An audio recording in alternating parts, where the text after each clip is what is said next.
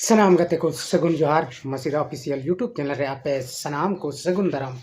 तबे गते को दिलावन तेहिन नवा वीडियो रे आबोन गलमरा फुरकान आंसरिया पुतला दहन फुरकान आंसरिया पुतला दहन चित लगी हुयुक कना और फुरकान आंसरिया पुतला दहन दो अकोय को पुतला दहने तेया नवा को बखरा तगी दिलावन तेहिन नवा वीडियो रे आबोन गलमरा तबे गलमरा खन मड़ांग रे आबो पुतला दहन दाको अकोय को उनको थोड़ा गान मिटन कटी मारंग वीडियो क्लिप रे बन को और उनको ओंडे चित कथा को रोड़े कना देलाबन ओना हबन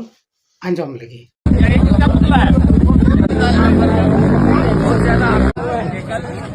इरफान अंसारी के ऑफिस में हमारे कुछ आलिम और उलमा वहाँ पर आए हुए थे, तो उनको कहा गया कि आप बाहर बैठिए और हमारे जो आदिवासी हमारे क्षेत्र के जो हैं उनको कहा कि चाय पिलाओ। तो हम बाहर बैठने के लिए नहीं आए। आलिमों की जो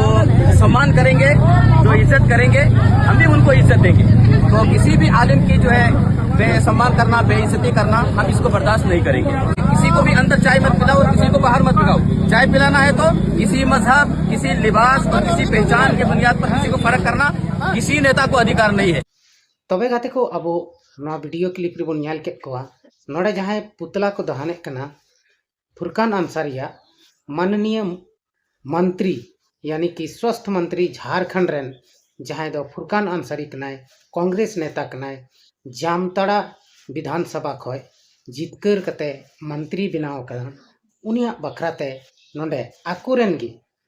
माने दो मुस्लिम जाति गे मुसलमान जाति गे नोडे पुतला को दहने तया उनको बन न्याल के को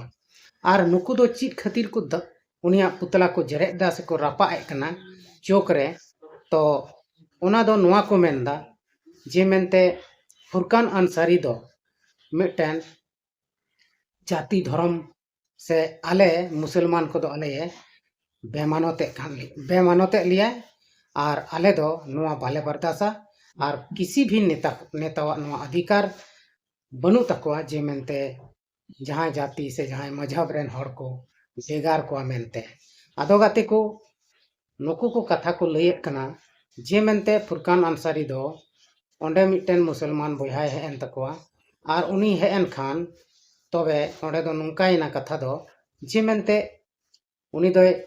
मेतावात को मेनते बाहरे रे दुड़ुब में आरहों मिटन आदिवासी बोया हेन खान ओंडे दो उनी मेता को जे मेनते उनी दो दुड़ुब पे और चाय न्यू अचोय पे उनको दो नहय नुआ कथा रगे अड़ी दुख को बुझाव केदा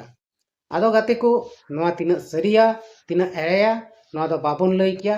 चेदा से नुको जहां मुस्लिम जाति रेन कना को मुसलमान धर्म रेन हड़ कना को नुको आकोआ मोचा तेको मेनदा और नुई मंत्री हो मुस्लिम जाति कान गया एनते हो नुई को ओने उनका को विरोधाय कना आदो सरी कथा कना से बांग कना और अब बन नेले गया माननीय मुख्यमंत्री जी माननीय फुरकान अंसारी जी जहां दो स्वास्थ्य मंत्री कनाय उनी बन नेले गया जे हमेशा आदिवासी को से संताल बोया मिश्रा को सलाह के ढेर कायते ताहेनो कना और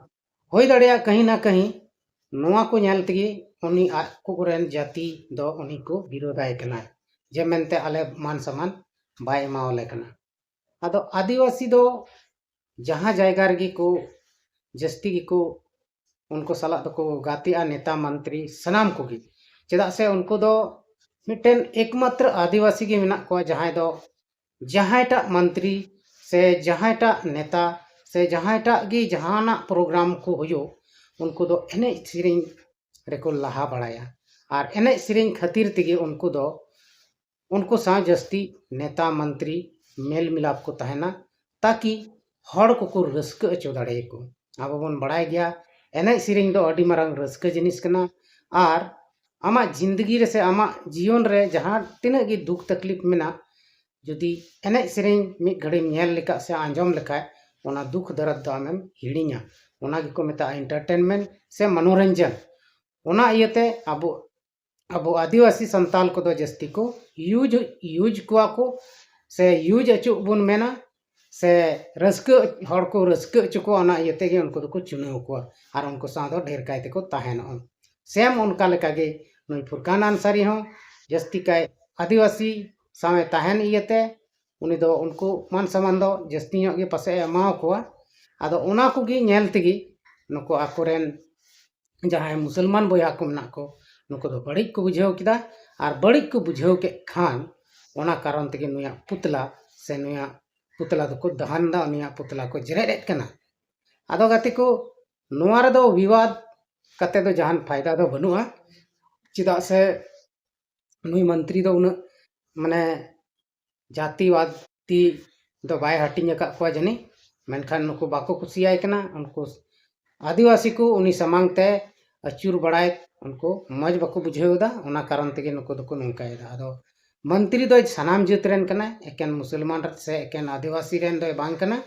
नुई दो संपूर्ण झारखंड रेन मंत्री कना और नुई मंत्री दो स्वास्थ्य विभाग रेन कना जहां रे दो सनाम रोगी को सनाम जित रेन सनाम धर्म रेन ओंडे को इलाजक कान ओना रेन मंत्री कना ओना इयते मान सम्मान एकेन मिक जाति से मिक मजहब रेन हड़ एमाय से मिक मजहब रेन हड़ गे उनी को न्यापा में दुड़ुब तिंगु को उनी सला उनकान कथा दो बांग कना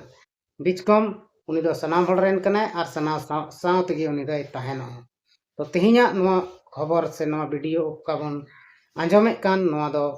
जामताड़ा रिया कान गया आया जायगा रिया कान गया और आया इलाका रिया कान ताई गया आया इलाका रिया को नुको मुस्लिम बया दो कना को आदो जय बाहु तेहिया नवा वीडियो रे अब फुरकान आंसारी बखरते अडी बेस तबन गालमाराव कना आपे जनी पे बुझाव के तबना और बापे बुझाव के कमेंट बॉक्स रे लई तबन पे कुरुमुटु सनाम बड़ी बुझाव चुपिया आदो देलाबन तबे तेहिया नवा वीडियो दो नोडे गेबन मुचेद का कना मा तबे अंडे खान सनाम पुगी सेन कोन मुचेद जोहार।